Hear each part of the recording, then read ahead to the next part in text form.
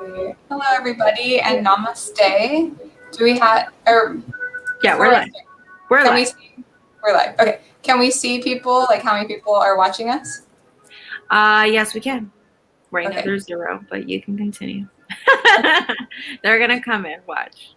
Okay. I just wasn't sure if we wanted to wait until there were some people Nah. with us. Well, there's already people coming in, actually.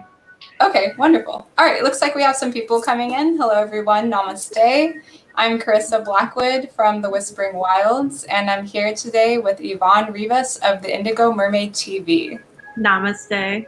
Namaste, Ivonne. Today we are here to talk a little bit about yoga and tarot. If you have any questions throughout this talk, please put them in the chat and we'll get to them at the end.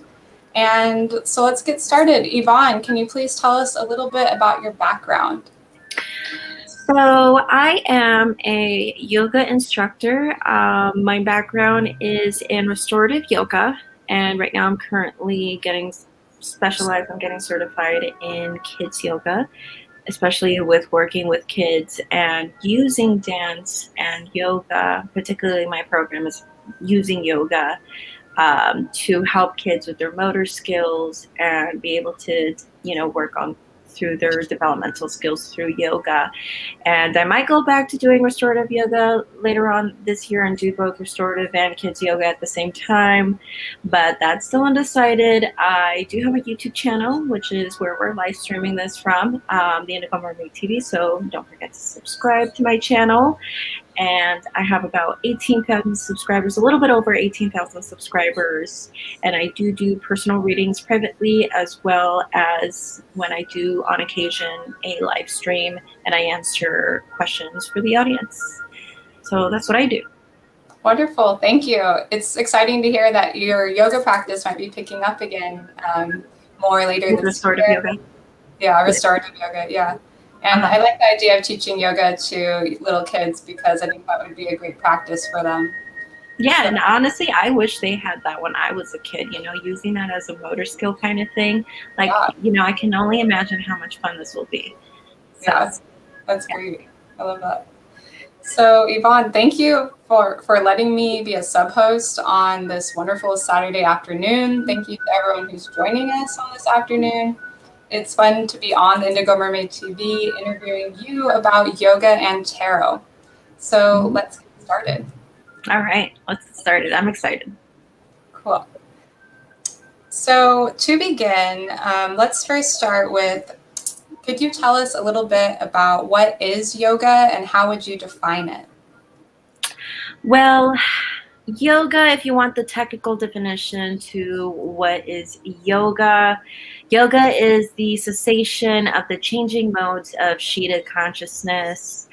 I am actually certified in Hatha yoga and soon to be certified with the kids yoga because it's a different certification. It is a direct Sanskrit translation that means yoke or to yoke, which is about a union. If I can use an example with that, like when it comes to baking a cake, what actually puts all the ingredients together? The yolk. We mix the yolk, the egg, with all of the ingredients, and that serves as a purpose to bring everything together. And that's what yoga is to bring everything together. That's great. I like the idea of yoga being a practice where you are practicing mindfulness, because I think for myself and for a lot of people, we come to yoga for the exercise and for the physical movement. But to think of it being a practice of mindfulness is another way that we can connect to our intuition. So yeah, so before we talk about tarot, I want to know little bit about what you think, because personally, I think that yoga and tarot are these lifelong practices that have the potential to support one another. And what do you think about that? Well, tarot, I feel like tarot is a 78 playing card deck, if we can put it in simple terms. It is widely used for divination and cartomancy. You do that by posing a question of cards, but I mean, if you look at tarot now in the yoga community. You see people doing it in different ways.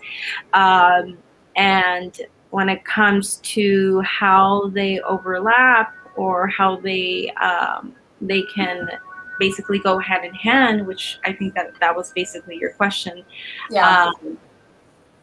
So I feel like, I mean, again, when we think of the point of um, yoga, the point is to calm the mind, right? It's to get ourselves free from being the slaves of our own mind and to cultivate stillness. Many people think that tarot has little in common with yoga when it's actually the opposite. People think that tarot is just for divinatory reasons or they're just divinatory cards, but actually tarot is the guardian of lost wisdom, the secret knowledge of manifestation and personal empowerment, much like yoga. It's only that, I mean, if you, again, going back to that goal of these two practices to wake up, especially if we look at the major arcana with the 22 cards, Mm-hmm. that, you know, that's where we see a glimpse of other people's lives through it, where, you know, with yoga we have, you know, it's more of an experience, it's more of a, you know, a template. I'm sorry, it's more of an experience, where tarot is more of a template of one's journey through ego, and I mean through ego to enlightenment. Okay, wonderful. Yeah, I think that that was a great simplified explanation of, first of all, what is tarot, a tool for divination using cards. And then I like how you explained how tarot and yoga do complement each other through this inner journey that we go on when we read tarot, and how that can be translated to what we do on the yoga mat. Mm-hmm. So the idea that the physical poses that we do in yoga can also symbolize the inner work that we're doing in tarot. And that makes me think of what the last thing that you said, which was about the fool's journey in tarot. Mm-hmm. So could you explain to us briefly, what is the fool's journey? And I know it's part of the major arcana, but what is it? So, like you said, it is part of the, which is the story of the major arcana. The Fool's Journey is the story that we see illustrated in the major arcana. So, you know, tarot is a book. So, and again, it's a template, it's an example of someone's journey to enlightenment, you know, through ego. So, when we think of the Fool, the Fool's journey, when we start with the Fool, for instance, it is the number 0 in the major arcana, and it talks about how when we think of a fool, we think of someone who's foolish, we think of someone who's naive and ignorant. But I mean, when we go through experience and we go through life, even us as adults, we go through life and experience, and we look at babies, you know, we're just like, wow, you guys are just so lucky. You know, I wish I could be happy like that again. I wish I, you know, maybe that's where we get ignorance is bliss, right?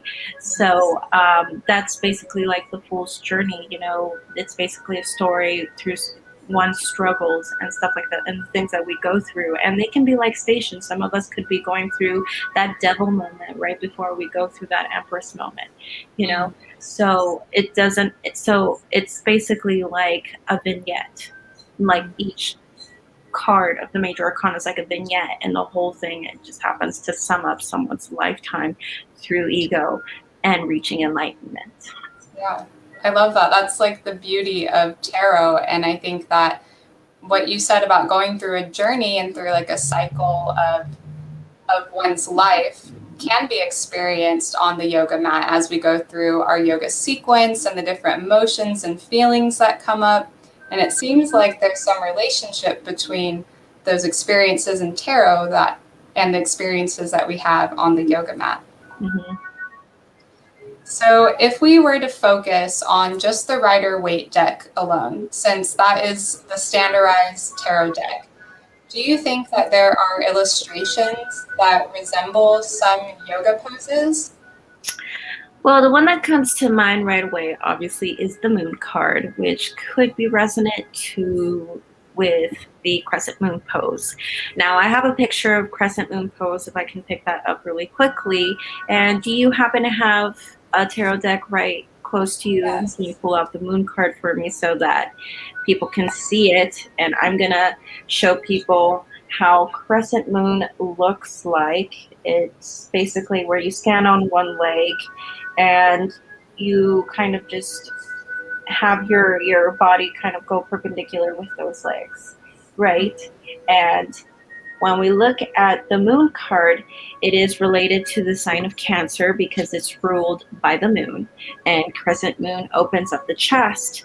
Now, the sign of Cancer, just like all the other signs of the zodiac, rule a body part, and the sign of Cancer rules the chest because it is a symbol of nurture. It is a symbol of, and if we think about it, you know, if we can think of all of our Cancer friends or Cancer females, they're, you know, they're the ones that, you know, got the baby fever. So, you know, it's hard to find a Cancer woman out there who does not want a family and who does not want to start a family or does not want to be a mother. And for instance, another example, if I can give you another example, would be the Hanged Man with, you know, the shoulder stand. Now I have a picture of shoulder stand. So And this is what it looks like when we look at shoulder stand. And there you go. We got the Hanged Man right there on Carissa's screen. So when we think of shoulder stand and the Hanged Man, the Hangman can sometimes be about thinking before we say or do things, right? Because, you know, tarot cards can mean different things. Just like how the shoulder stand can be beneficial to our throat chakra, particularly our thyroid gland. And it's beneficial with the thyroid gland because it stimulates it. It helps stimulate it. So obviously with the Hanged Man, thinking before we say something, maybe we need to stimulate our throat chakra before we actually use it and use it in a beneficial way. Wow, that was really insightful. And you made a lot of connections between the symbolism in tarot and the poses in yoga. And I especially like the seeing that connection, making that own connection for myself with the moon card, that you are in that crescent moon pose, opening up the chest, opening up your heart.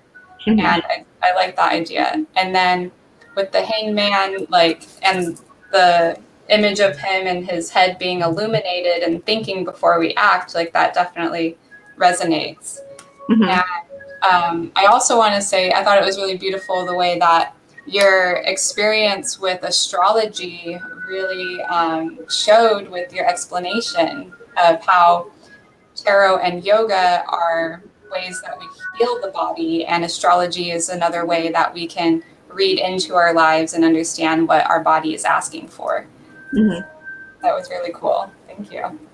You're welcome. And I hope anyone who's watching or who will be watching this later can do the same thing on their own with the rest of the major arcana or for the rest of the tarot deck, because it's kind of fun. Yeah, it's like a puzzle, right? Yeah, it is. It is. Cool. And so do you think that we're looking at the like a deck that's similar to the Rider-Waite tarot deck? Do you think that it was intentional that some of these cards look like yoga poses, or coincidence? I feel like it could be intentional because when we look at the history of Rider-Waite and when he was trying to put together the Rider-Waite deck, he hired Pamela Coleman Smith to do his illustrations, to do his artwork. And even though she is an occultist and she, you know, she's an artist herself, she basically did what Rider-Waite wanted in his tarot deck. So whatever he wanted, whatever symbolism he wanted, she basically just followed his orders. Whereas in contrast to Aleister Crowley in the Thoth Tarot, when he hired, I don't remember her name, this artist to illustrate his deck, he asked her to take classes and to learn about mysticism and the hermetics and, you know, about the metaphysics as well. So yeah, if you asked for my personal opinion, I do feel like it was intentional. Okay, that's really interesting to think about, that in the creation of the deck that the author probably had some kind of connection to yoga and put that into the illustrations. So that's pretty cool. All right, so why would someone want to bring yoga and tarot together? Do you think that there are any benefits to doing this? Yeah, I definitely do think that we all should incorporate both practices together. They're both lifelong practices. And again, you know, yoga, we're supposed to create an experience through yoga, and while we're doing yoga, and also connect it with our, you know, wanting to intuitively connect with others and connect and have more of a community with tarot. That's wonderful. I definitely agree. I would encourage all of the viewers, anyone watching this video, to dive into tarot and yoga as things that can complement each other. And let us know your thoughts. You can comment on this video. Let us know what you're thinking, and give us your insight as well. So, All right. yeah, so this has been such a fun and thoughtful discussion. I hope that you viewers feel like this stream has brought you some enlightenment. And before we go, I want to inform all of you that Ivonne and I are currently discussing a part 2 for this video, where Ivonne is going to lead us through a yoga sequence that integrates tarot with the yoga poses. And we want to do that once COVID restrictions have lifted, so that will be coming in the future. I'm excited for that, actually. Isn't that going to do that? I've been wanting to put that on my channel, like, so bad. Yeah, so. It's going to be really fun. So yeah, I can't wait. Totally can't wait until all this COVID stuff is like over. We're all vaccinated. Get vaccinated, guys. Stay healthy. So yeah, so thank you for joining us, and thank you, Ivonne, for sharing your insight, for having me sub-host on your channel. Definitely, it was a great experience. We should do this again. Yes, we should definitely do it again. So once again, I'm Carissa Blackwood with the Whispering Wilds YouTube channel that's about paganism, witchcraft, and exploring earth-based spirituality. Or you can come and subscribe to my channel, the Indigo Mermaid TV, and you guys can come and see me do some tarot readings and obviously do some unboxing and reviews and some live streams. Yeah, wonderful. So thank you, Ivonne. Thank you, everyone, for joining us. Thank you. Namaste. Namaste. And namaste to everyone here, and have a good rest of your weekend. All right, bye.